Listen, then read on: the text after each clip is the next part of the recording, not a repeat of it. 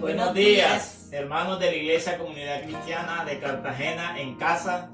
En esta mañana reciban un cordial saludo de la familia pastoral para en este día celebrar la Cena del Señor, que después de 2 meses no hemos podido celebrarla, y qué bueno que en esta oportunidad desde nuestros hogares podemos tener esta grande celebración. Así que desde ya le invitamos para que estén preparados, para que podamos recordar la muerte del Señor Jesucristo. Así que vamos a orar ahora. Les pido que tomen una actitud de mucha reverencia. Oremos. Padre Dios que estás en el cielo, en esta mañana venimos delante de ti en el nombre de Jesucristo, Señor, para alabarte, para bendecirte, para santificar tu gran nombre. Señor, para darte gracias por el privilegio que nos das de ser tus hijos. Gracias, Señor, porque nos has salvado de la muerte eterna. Gracias porque tú has sido nuestro escudo, nuestra fortaleza, nuestro pronto auxilio en las tribulaciones. Y tú has guardado, Señor, nuestra entrada, nuestra familia, Señor, nuestra salida. Gracias porque desde este lugar, Señor, podemos santificarte y podemos recordar, Señor, ese día en que tú decidiste entregarte por cada uno de nosotros los pecadores. Te alabamos y te bendecimos, Señor, en el nombre de Jesús. Amén.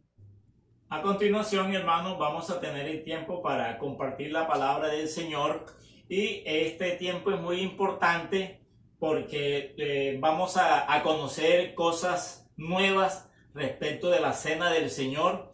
Y uno observa en las Escrituras que la palabra del Señor siempre es nueva, siempre renueva nuestra mente, nuestro entendimiento.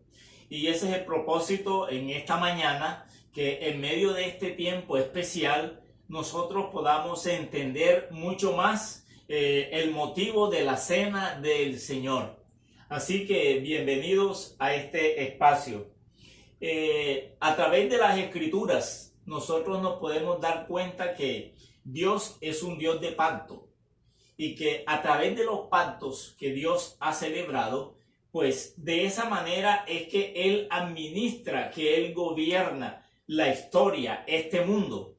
Entonces, así rápidamente nosotros podemos darnos cuenta que hay 5 pactos. El primer pacto es el pacto que Dios hizo con Adán. El segundo, el que hizo con Noé. El tercero, el que hizo con Abraham. El cuarto, el que hizo con Moisés. El quinto, el que hizo con David. Y el sexto, el que hizo con el Señor Jesucristo, que es el pacto nuevo, el nuevo pacto, el pacto de la gracia, el pacto de cumplimiento, y que es motivo hoy de celebración. Hoy estamos celebrando el nuevo pacto. Y la verdad es que los 2 primeros pactos fueron pactos universales, porque involucraba a toda la humanidad. Lo que fue el pacto que Dios hizo con Adán y el pacto que hizo con Noé tenía que ver con toda la humanidad. Los otros pactos fueron pactos nacionales, que fueron relacionados con el pueblo de Israel.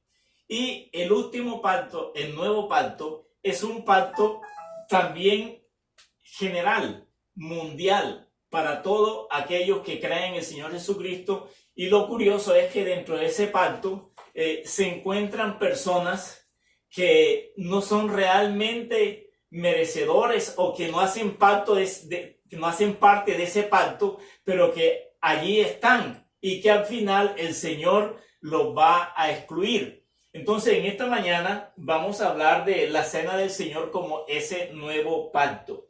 Y fíjese que cuando Israel está esclavo en Egipto por 450 años, la última plaga que Dios envía es la muerte de los primogénitos, incluidos los animales, los primogénitos de los animales, los primogénitos de los siervos. Entonces, Dios le dice a Moisés que ellos debían coger un cordero de 1 año, un cordero sin mancha, un cordero limpio, y sacrificarlo y comerlo en familia, y untar en los postes de la casa y en los dinteles, ¿sí? Para que con esa sangre, para que cuando viniera el ángel destructor no hubiese muerto en ese lugar donde estaba la sangre. Y ahí vemos entonces la historia del Pesach o Pasach, que es la Pascua, pasar por alto. Dios pasó por alto a los hogares de los hebreos, de los judíos. Y qué cosa curiosa que hoy nosotros estamos refugiados en nuestros hogares. Estamos bajo ese pacto, estamos aislados, pero el Señor ha untado no solamente en la puerta de nuestras casas, sino en nuestro corazón la sangre, pero ya no la sangre de un cordero, sino la sangre del Cordero de Dios que quita el pecado del mundo. Así como cuando Juan el Bautista dice, Hechos, Juan 1:29, que vio Juan el Bautista a Jesús y dijo, he aquí el Cordero de Dios que quita el pecado del mundo. Entonces, esa sangre ha sido colocada, pues todo esto es de una manera simbólica porque usted y yo no nos han untado sangre, ¿sí? Cuando creímos, pero simboliza que la sangre derramada por Jesús en la cruz es suficiente para cubrirnos, para guardarnos. Entonces, en la Pascua estaba relacionada con comida.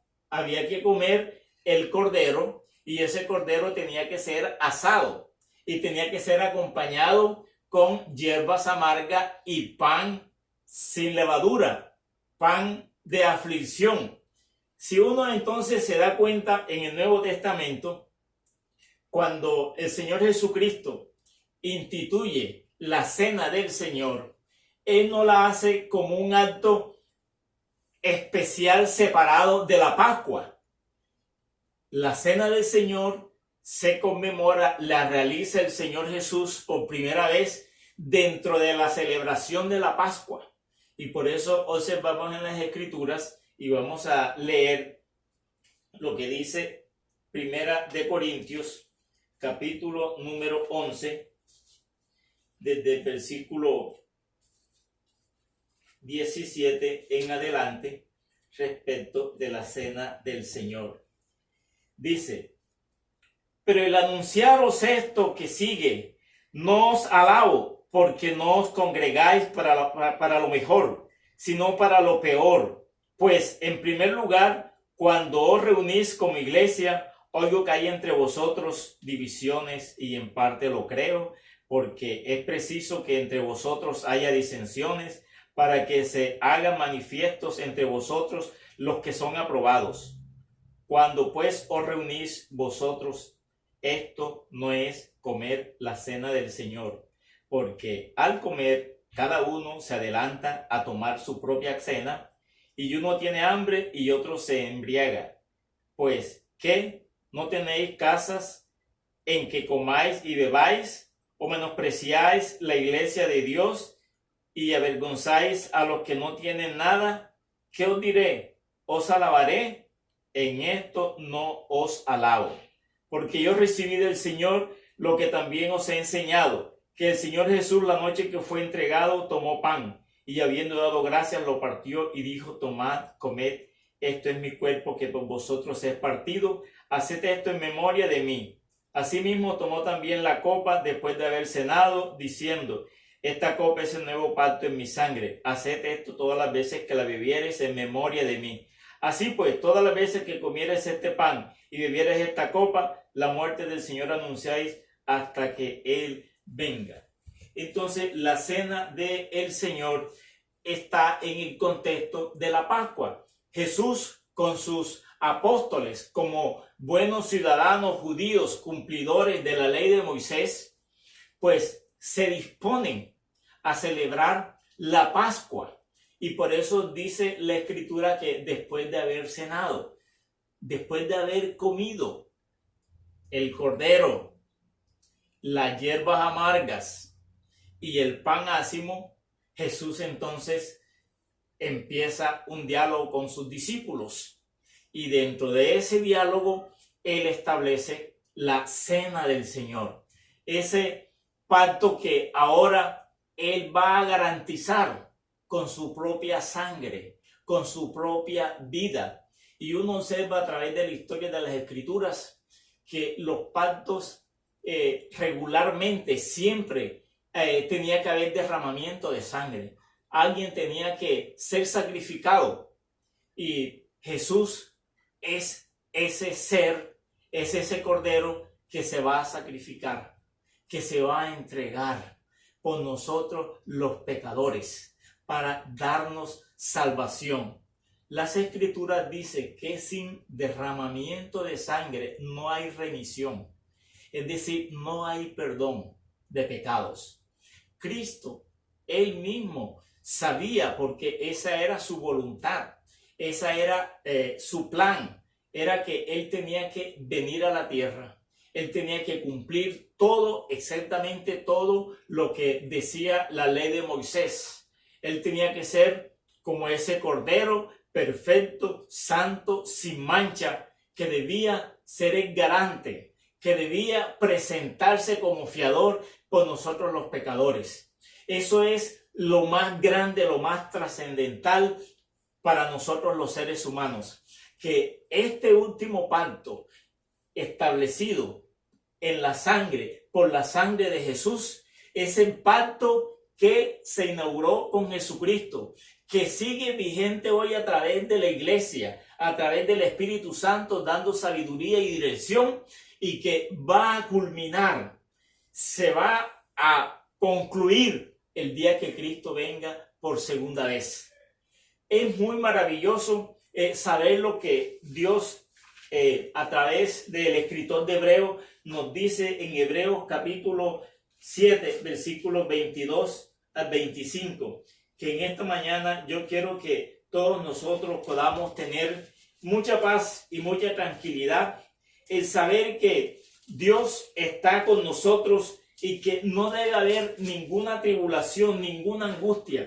A veces nosotros pensamos que nos sentimos solos, abandonados, que necesitamos pues de alguien. Pero mire lo que nos dice Hebreos 7, versículo 22 al 25. Por tanto, Jesús es hecho fiador de un mejor pacto, y los otros sacerdotes llegaron a ser muchos, debido a que por la muerte no podían continuar. Mas este, hablando de Jesús, por cuanto permanece para siempre, tiene un sacerdocio inmutable, un sacerdocio que no cambia, por lo cual puede también salvar perpetuamente a los que por él se acercan a Dios, viviendo siempre para interceder por ellos. Mire qué cosa tan maravillosa, tan grandiosa, tan consoladora para nosotros, que mas hablando de Jesús, mas por cuanto permanece para siempre. Cristo permanece para siempre, hermanos y hermanas. Tiene un sacerdocio inmutable. El sacerdocio de Jesucristo no fue como el sacerdocio de los levitas. Los levitas fallecían. Tenían que estar ofreciendo día tras día sacrificios por ellos mismos y por el pueblo. El sacerdocio de Jesucristo es permanente, es para siempre, solamente un solo sacrificio, y fue suficiente para salvarnos y para perdonarnos. Y mire lo que dice el versículo 25. Por lo cual puede también salvar perpetuamente. Puede salvar también perpetuamente a los que se acercan a Dios por medio de él. Qué maravilloso que nuestra salvación no es temporal, no es pasajera, es una salvación perpetua, es una salvación permanente, es una salvación eterna, por lo cual puede también salvar perpetuamente a los que por él se acercan a Dios. La Biblia dice que solamente hay un camino para llegar a Dios. Jesús dijo: yo soy el camino, yo soy la verdad, yo soy la vida. Nadie viene al Padre sino por mí.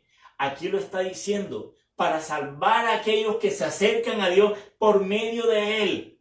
Jesucristo es el Hijo de Dios, que vino en persona para salvar a los pecadores, como dijo Pablo, de los cuales yo soy el primero.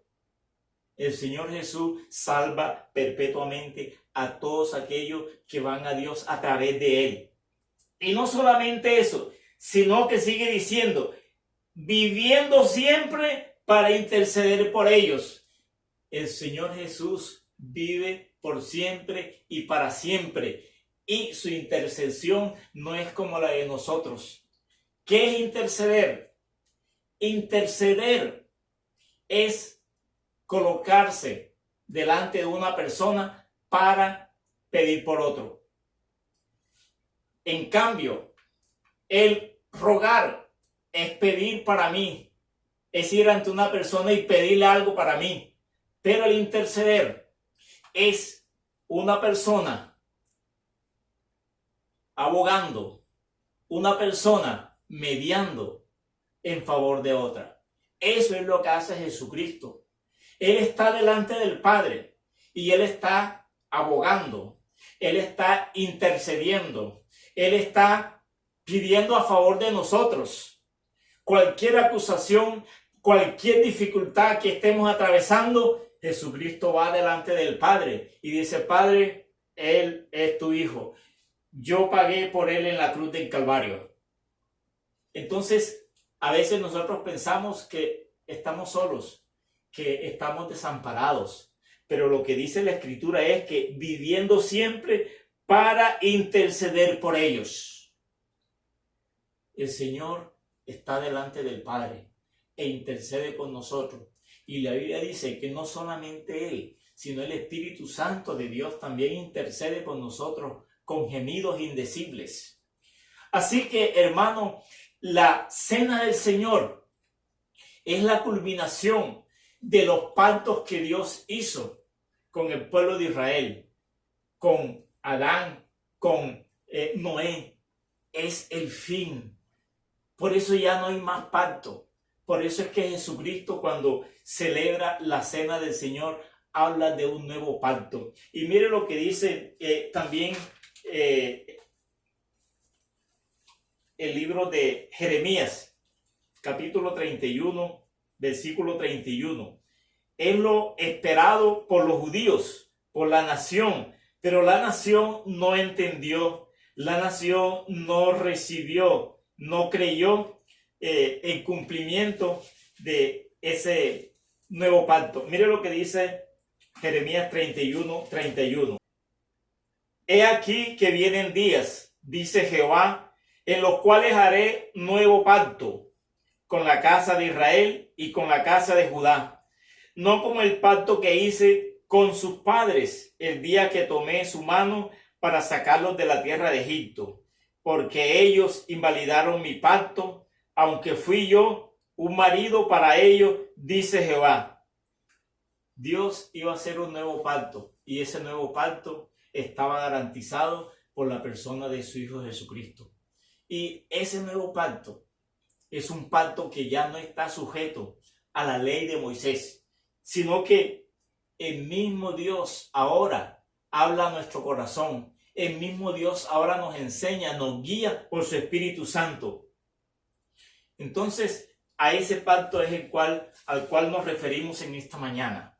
Ese nuevo pacto que vino a establecer Jesucristo. El que no esté en ese pacto, el que no haya creído en Jesucristo, no podrá participar de las bodas del Cordero. No podrá estar en la presencia de Dios. Así que, hermanos, en esta mañana, el gran anhelo es que usted y yo podamos participar de la cena, del cuerpo y de la sangre de Jesús. Jesús se hizo hombre para poder morir en la cruz por nuestros pecados. No hay otro medio. Dios no tiene otra forma para poder reconciliar al hombre pecador con Él, sino a través de ese Cordero de Dios. Ese Cordero que vino a morir por nosotros en la cruz. En esta mañana preparemos nuestro corazón, examinemos nuestra vida y que podamos discernir, podamos distinguir claramente que lo que vamos a hacer a continuación no es simplemente pues un pasaboca de comernos un pedacito de pan y un poquito de vino. No, es el acto más sublime donde el mismo Dios se está entregando, va a entregarse por nosotros los pecadores para darnos la vida eterna. Así que gracias, hermanos, y vamos entonces a continuación celebrar la cena del Señor. ¿Quiénes pueden participar? Todos aquellos que son cristianos. Así como en la Pascua judía no podían participar personas extranjeras, solamente los judíos y de pronto aquellos esclavos que se habían circuncidado y que hacían parte del pueblo de Israel. En esta mañana el requisito primordial es que usted sea un cristiano, que usted tenga conciencia que un día usted se arrepintió de sus pecados y colocó su fe en Jesús y que Jesús mora en su corazón y que usted tiene conciencia de que sus pecados han sido perdonados. No que usted no sea pecador, porque la verdad, todos nosotros somos pecadores, pero lo importante es reconocer que por nosotros mismos somos indignos. No es por nuestros méritos, por nuestra propia gracia humana, no, es por la gracia de Dios, es porque el Cordero de Dios vino a ocupar el lugar nuestro. Así que en esta mañana le invitamos y vamos entonces a continuación a tener el tiempo para la cena del Señor. Que Dios nos bendiga y Dios nos guarde.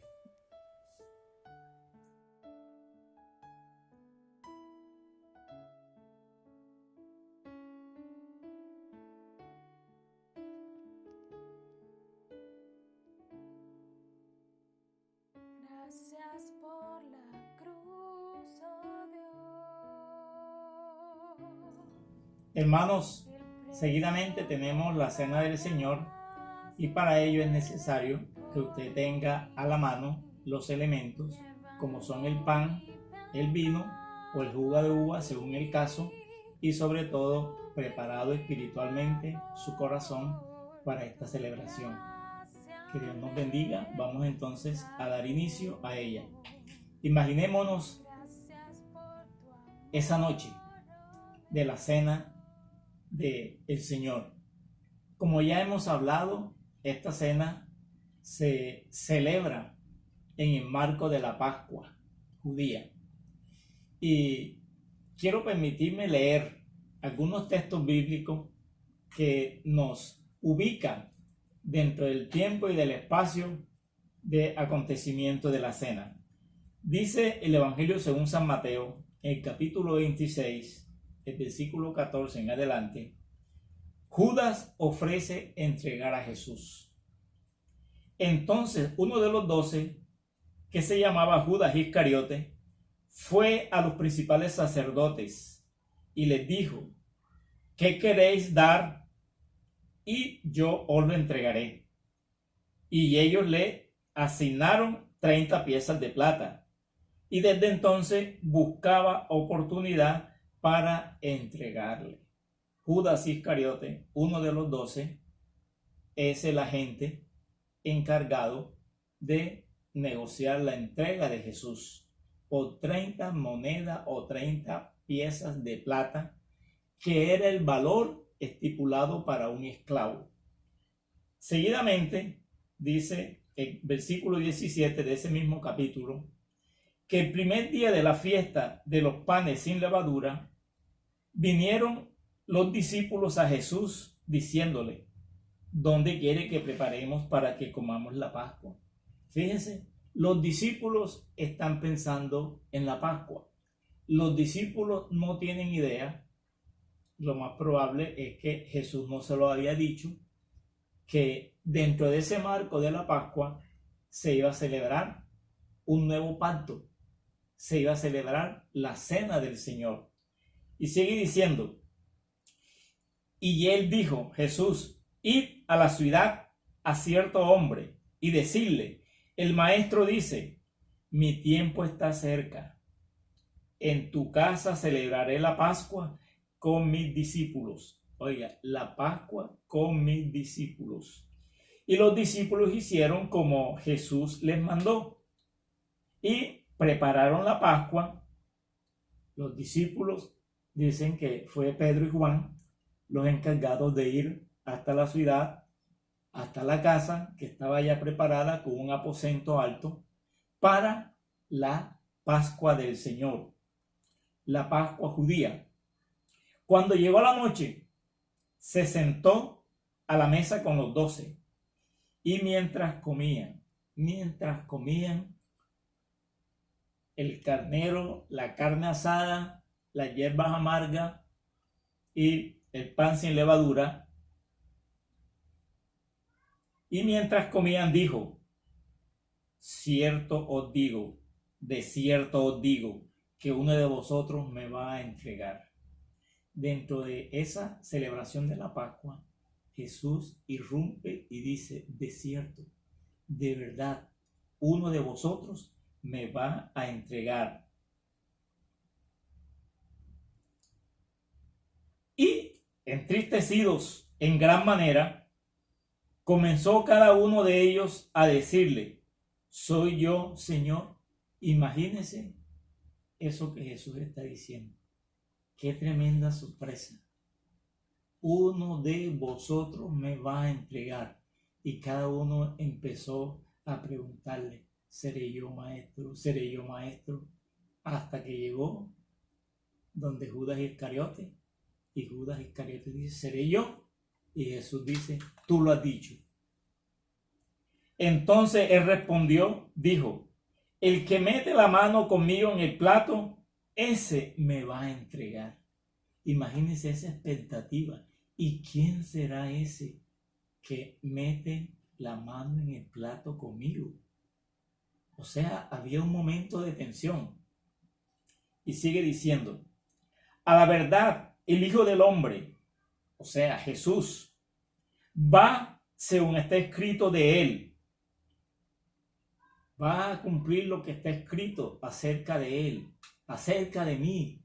Todo lo que decía el Antiguo Testamento acerca de la muerte de Jesús, Jesús le está diciendo: se va a cumplir lo que está escrito acerca de mí.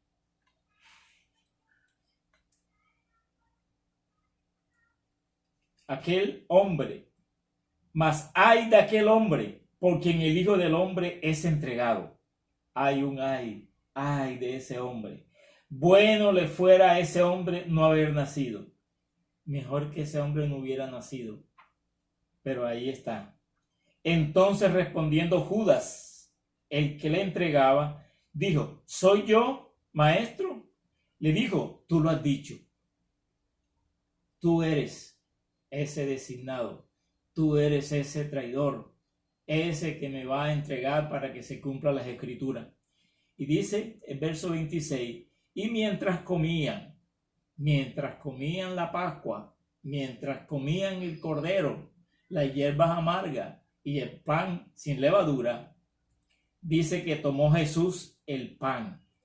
Tomó el pan y bendijo y lo partió y dio a sus discípulos y dijo: tomad, comed, esto es mi cuerpo. Imagino que para los discípulos eso fue una grande sorpresa, porque yo creo que no solamente era en esta Pascua, muchas otras Pascuas había celebrado Jesús con ellos, por lo menos mínimo 3, pero en esta hay algo nuevo. Jesús les está entregando pan y les está diciendo: coman, que esto es mi cuerpo. Ya no era el cordero, era el pan que estaba simbolizando el cuerpo de Jesús. Tomad, comed, esto es mi cuerpo. Y tomando la copa, y habiendo dado gracias, les dio diciendo: bebed de ellas todo. Fíjense, es curioso que no dice que tomando el vino, sino tomando la copa, porque la copa representaba el sufrimiento, el dolor, la muerte que iba a sufrir Jesús. Cuando él está en el huerto de Getsemaní, él hace una exclamación: si es posible de mí, pasa esta copa, pero no se haga como yo. La copa simbolizaba el sufrimiento, el dolor, y el vino simbolizaba la vida misma de Jesús que produce alegría. Entonces los discípulos obedecen, comen el pan y toman el vino, recordando esa copa que ellos también, tarde que temprano, iban a atravesar, iban a beber. Todos nosotros nos corresponde beber de la copa del Señor. Y sigue diciendo el Señor, porque esto es mi sangre del nuevo pacto. Sorpresa para ellos. Esa copa que contiene vino es el nuevo pacto en su sangre. Y como ya hemos visto, era necesario que se derramara sangre. Jesús iba a derramar su sangre para perdonar nuestros pecados. Sin derramamiento de sangre no hay remisión, no hay perdón de pecados. Era necesario que Jesús derramara su sangre por nosotros, los pecadores, que por muchos es derramada para remisión de los pecados. Y yo digo que desde ahora no beberé más de este fruto de la vid hasta aquel día en que lo beba nuevo con vosotros en el reino de mi Padre. Hay un día cuando Jesús venga por segunda vez que beberá, que celebrará la cena, pero con vino nuevo, juntamente con todos los redimidos. Así que, hermanos, en esta mañana cada uno tome su porción de pan, recordando que esto no es simplemente un pedazo de pan, que esto representa el cuerpo del Señor Jesús, ese cuerpo puro, ese cuerpo limpio, ese cuerpo perfecto, que cargó con todas nuestras imperfecciones, que cargó con todos nuestros pecados. Este es el verdadero pan que ha descendido del cielo, no como el maná que fue transitorio.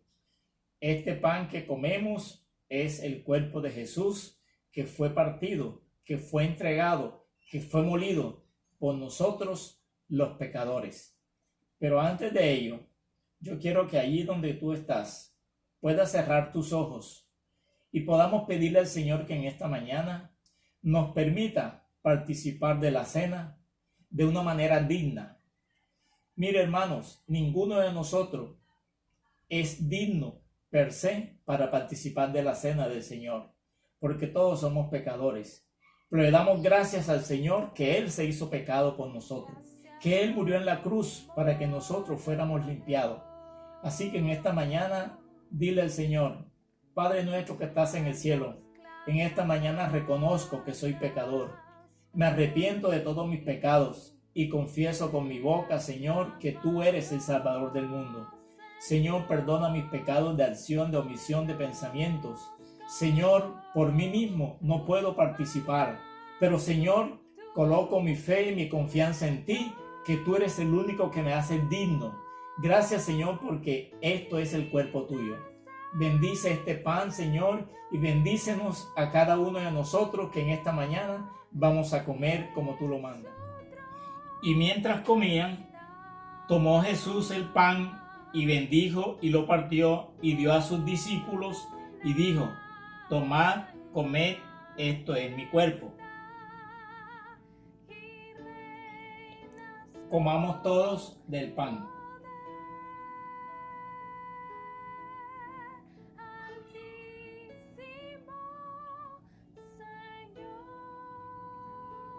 Y tomando la copa, y habiendo dado gracias, les dio diciendo, bebed de ella todos.